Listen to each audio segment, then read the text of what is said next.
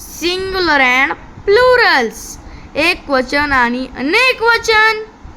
तर सगळ्यात पहिले सिंग्युलर्स या साईडला आणि प्लुरल्स या साईडला. तर पहिला आपण एक वचन व अनेक वचन जाणून घेऊया. ओ आले, शब्दाच्या शेवटला ओ आले तर ES लावावा लागेल. जसं की टोमॅटो च टोमॅटोज. त्याच्यानंतर वायच्या पुढे कॉन्सोनंट म्हणजे व्यंजन तर लागले तर त्याला IES लागेल. जसं की बेबी, याच्या पहिले कॉन्सोनंट आला की तर त्याच्यानंतर याला होईल बेबीज. वाय निघून जातो व IES हे येऊन जाते. त्याच्यानंतर परत वॉवेल्स म्हणजे स्वर. आता त्याच्यानंतर वायच्या पहिले स्वर आले तर फक्त यस लागतो.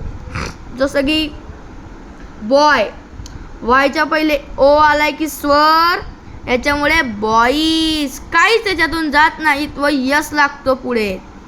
त्याच्यानंतर एफ आणि एफ अँड EF.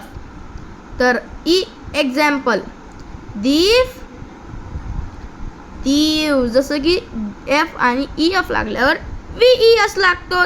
त्याच्यामुळे दीव्स.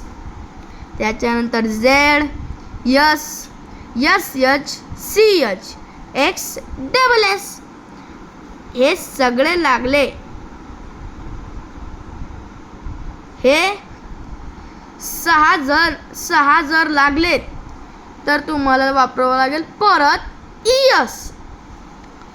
त्याच्यानंतर जसं की ग्लास, SS ग्लासेस.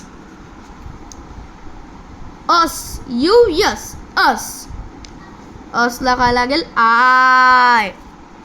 त्याच्यानंतर EG एक्झाम्पल, शॉर्ट फॉर्म मध्ये एक्झाम्पलला EG, E आणि G. तर सिलेबस हा आपल्याला शाळेत केव्हा बी प्रश्न पडून जातो. सिलेबस पूर्ण करायचं आहे, लवकर करा असं टीचर आपल्याला म्हणतात. सिलेबसचं प्लुरल फॉर्म सिलॅबी. या लक्षात ठेवा मित्रांनो, सिलॅबी. त्याच्यानंतर ऑनचं मिनिंग च्यावर.